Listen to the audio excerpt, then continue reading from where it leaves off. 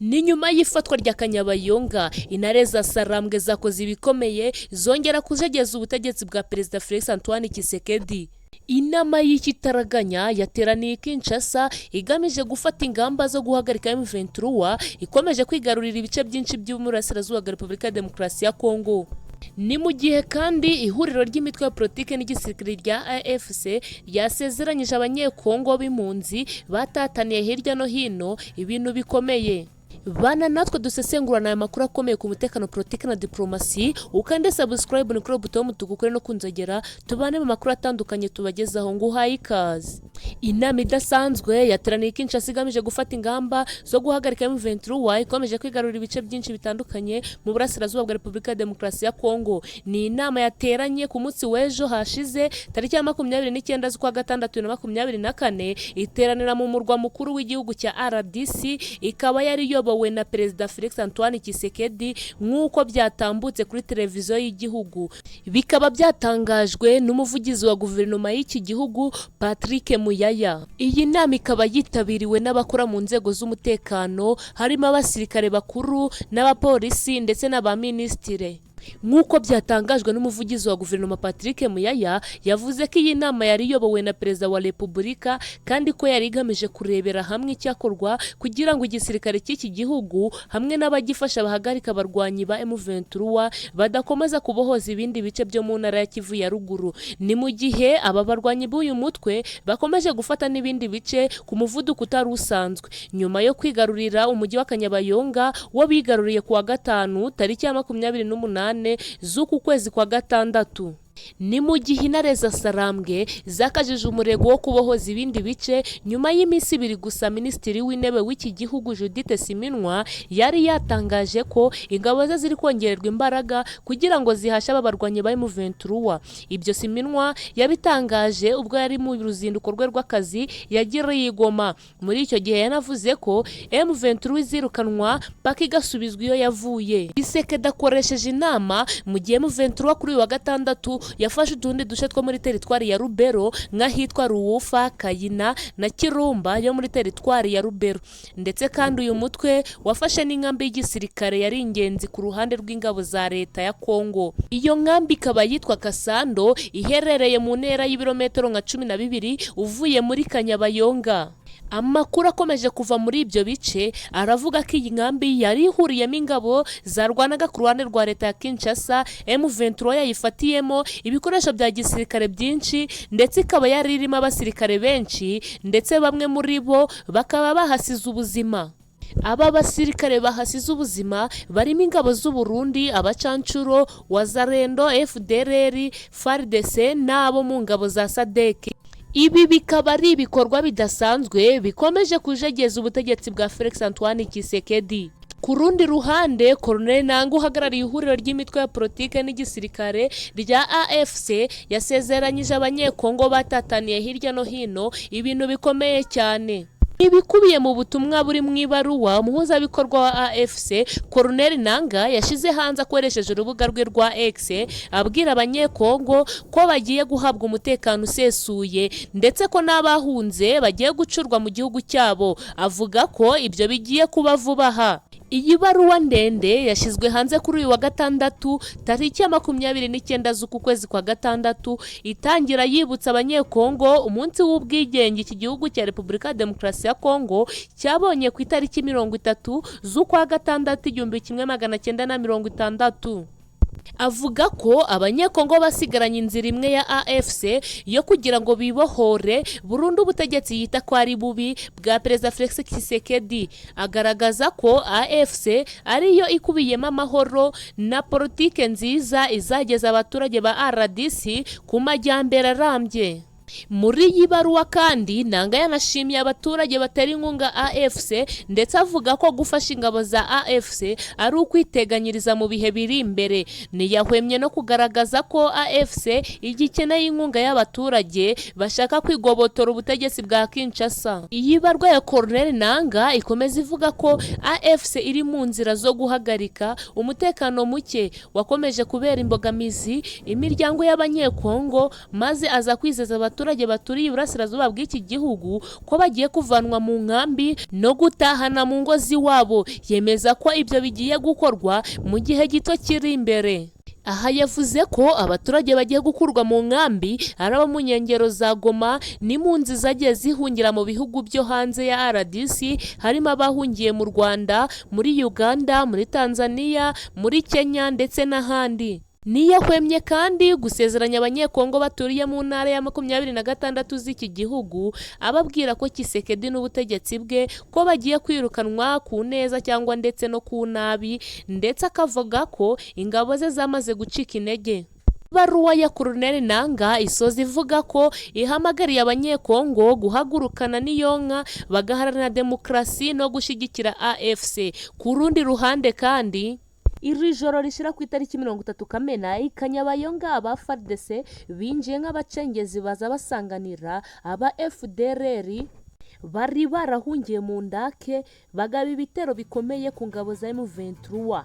Nanone kandi ku rundi ruhande umuhuzabikorwa w'ihuriro Alliance Forever Congo Colonel Nanga yasabye abaturage ba Repubulika ya Demokarasi ya Congo ndetse n'ingabo z'iki gihugu guhuza imbaraga n'ihuriro ayoboye bakirukana ku butegetsi Perezida Antoine Tshisekedi. Mwabyumvise rero ko twinjiye mu nkuru zikomeye ku mutekano, politiki na diplomasi. Bana natwe ukanda subscribe no kuri buto y'umutuku ukora no kunzogera, tubane mu nkuru zikomeye kandi zigezweho. Nguhaye ikaze. Kanyabayonga imirwano ikomeye yubuye nyuma y'itegeko ryaturutse Kinshasa rishira igitutu ku ngabo za leta FARDC ngo bakuri intare za Sarambwe Kanyabayonga.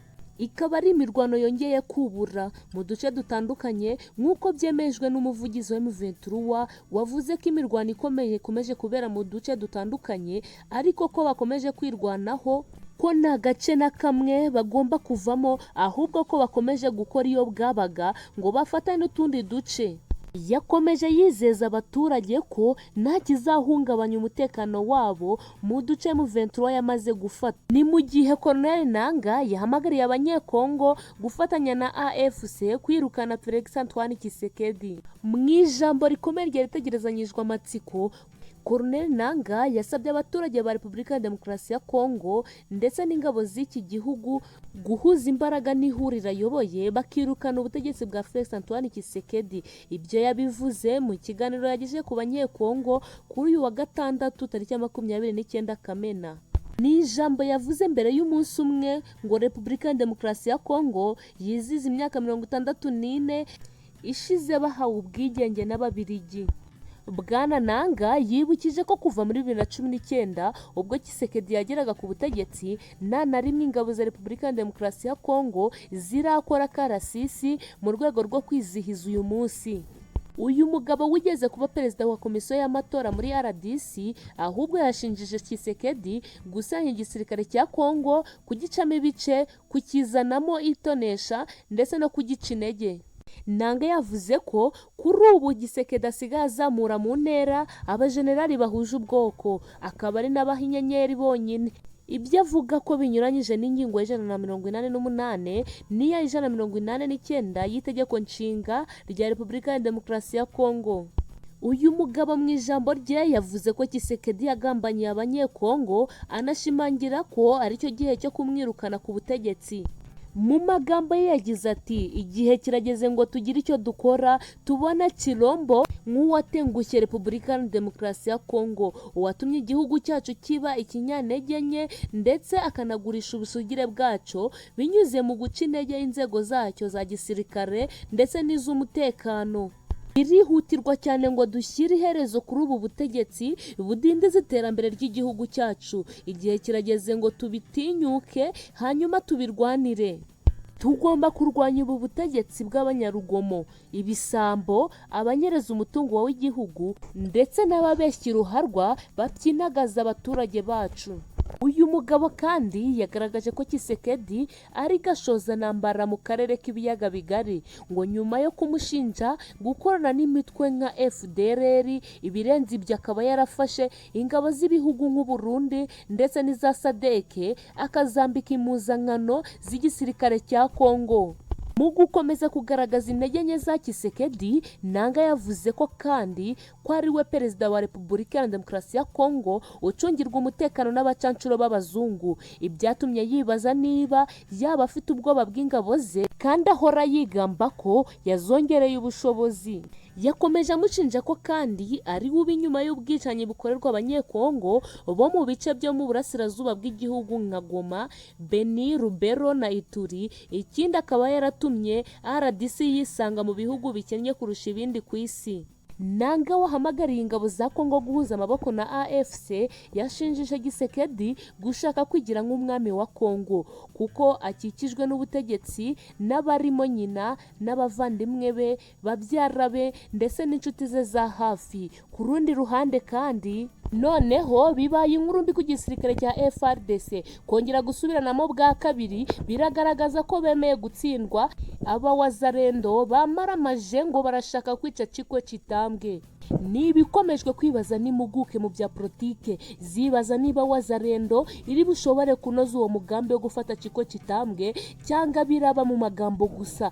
Turaje tubirebere hamwe. Nanone kandi ku rundi ruhande igiseba ni cyinshi kuri Prime Minister wa RDC warumaze iminsi mikibarirwa ku ntoki aheruka hafi ya Kanyabayonga yirahira hamya ko M23 igiye gutsindwa kandi ko batazigera bagirana ibiganiro n'uyu mutwe w'iterabwoba ngo wa M23. Mwabyumvise rero, twinjiye mu nkuru zikomeye ku mutekano, politike na diplomasi. Bana natwe ukanda subscribe ni kuri buto y'umutuku ukore no kunzogera tubashe kubana mu makuru atandukanye tubagezaho. Nguhaye ikaze. Aba wazarendo bakamejeje ngo barashaka kwica Chikwe Chitambwe. Ubu bakaba bamaze kugota hoteli arimo i Butembo, bikaba bivugwa ko iyo nyubako irimo iyo hoteli bayirasheho.